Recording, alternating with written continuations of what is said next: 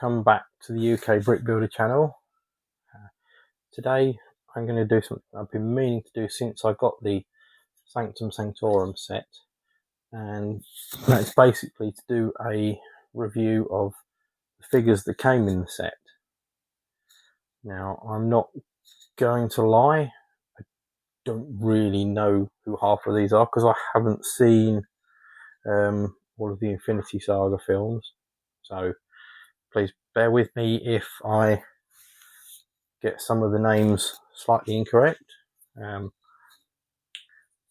Obviously, some of them are quite straightforward, but let's start with, let's go left to right. So this is Wong. I hope that's pronounced right. So not a bad figure, decent face print, quite a good torso print, plain blue legs, so probably could have done with a little bit more detail and some print on the legs just to finish that figure off nicely. But then again, this isn't actually a proper full-on Lego modular set, so one of the main modulars, so I'll let them off on some of these being a little bit not up to what you'd normally get with some of the other sets, because I know when I got the Downtown Diner, all of the figures on there were really nice. I mean, okay, I didn't have any source material to base them against, but I'm guessing that in the movies he doesn't just have plain blue trousers on, he doesn't have plain grey legs, and he doesn't have just plain green trousers, plain black trousers. I'm guessing there's a bit more detail to a lot of these, but as a figure, and one that I'm going to put on display on my Marvel shelf in my display cabinet, I'm not going to complain. So then after that, this one is Ebony Moore. Honestly not sure, but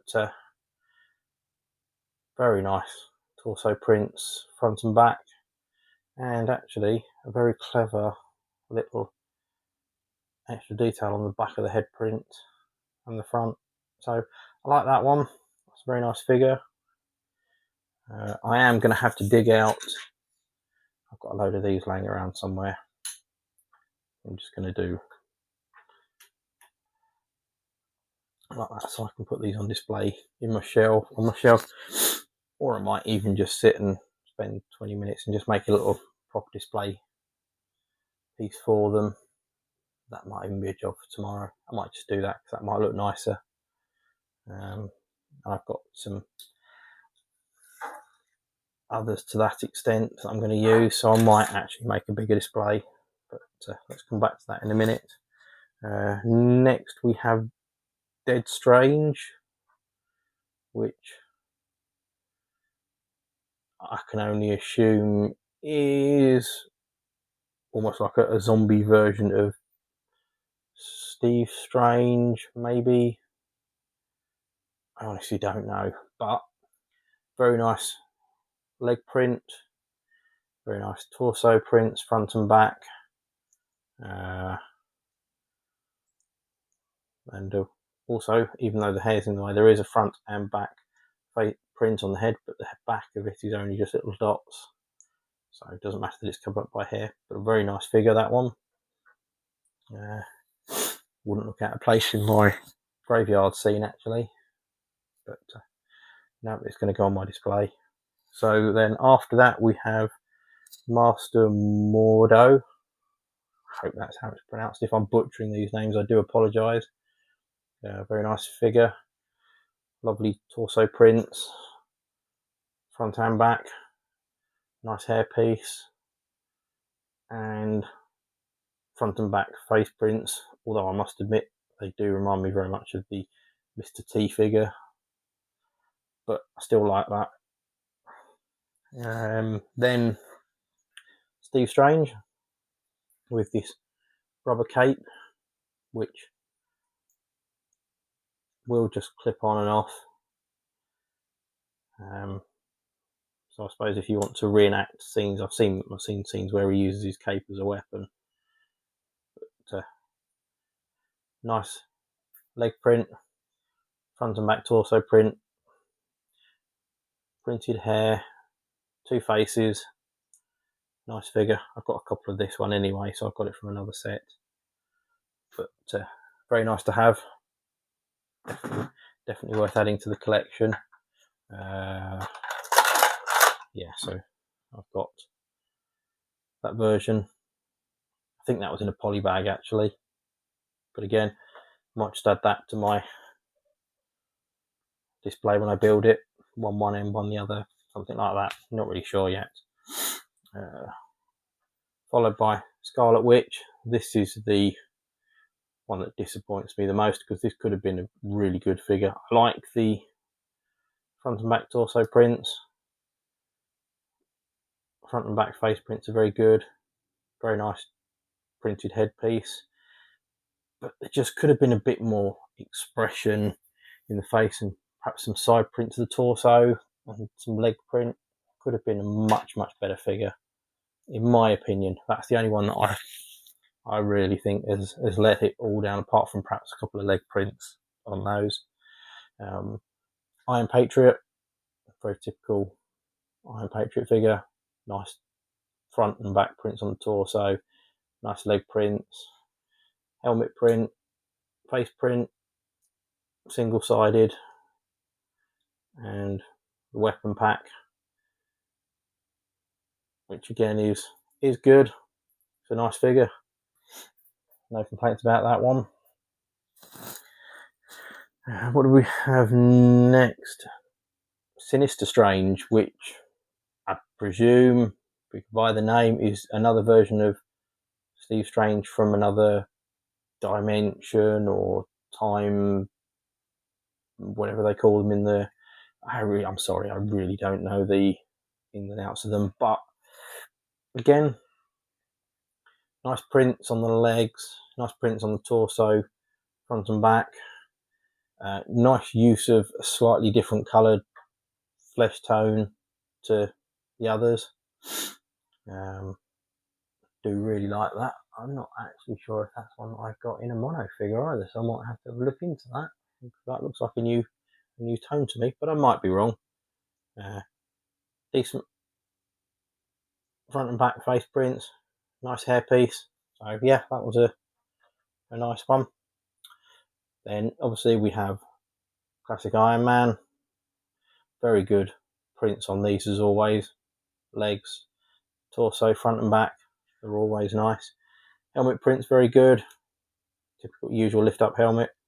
And then obviously we've got the front print, which is the reflection of the computer on the inside of the helmet, and then a plain non-screened one.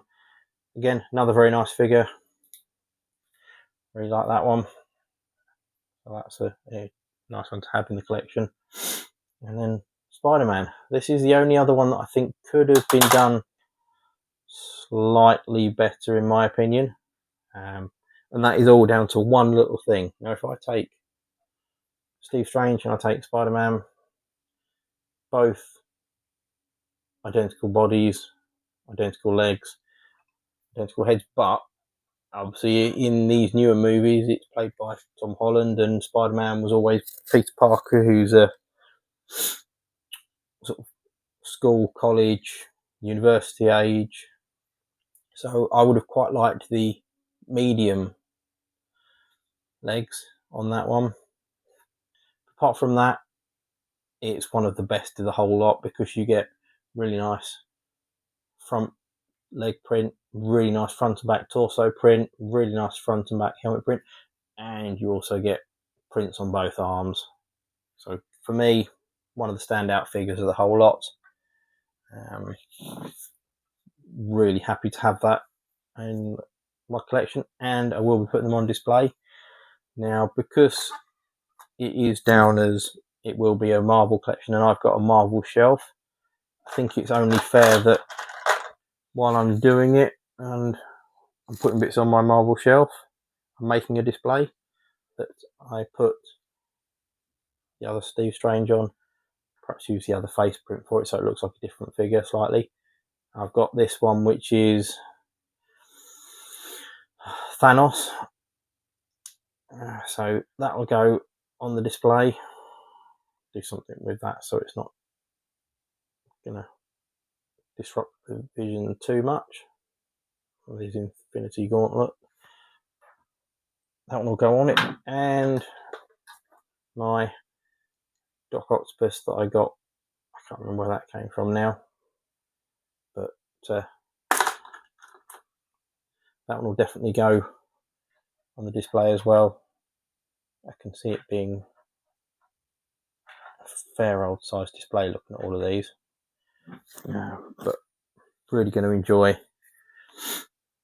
figuring out the best way to make that and making it something that will look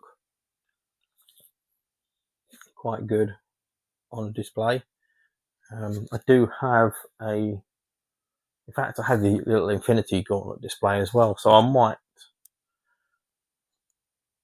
find some way of putting that into it as well, just to make a nice minifigure display. What have we got? 10, 11, 12, 13, 14 if I take the 4x4 space for the Infinity Gauntlet. I'll put these on 4x displays, so I could perhaps do a 2-level 7 minifigures a shelf. That might be nice. 6 minifigures on one, 7 on the other, and the Infinity Gauntlet sort of thing. Just something to add a bit of colour and character to it. Maybe even make a bit of a back wall and put some of these stickers from the Sanctum Sanctorum set on it. You know, I'm going to have a play about. I should probably do that off camera, and I might come back to these in the next video with a made display. If you want to see that, then please feel free to like, comment and subscribe to the channel. Thank you.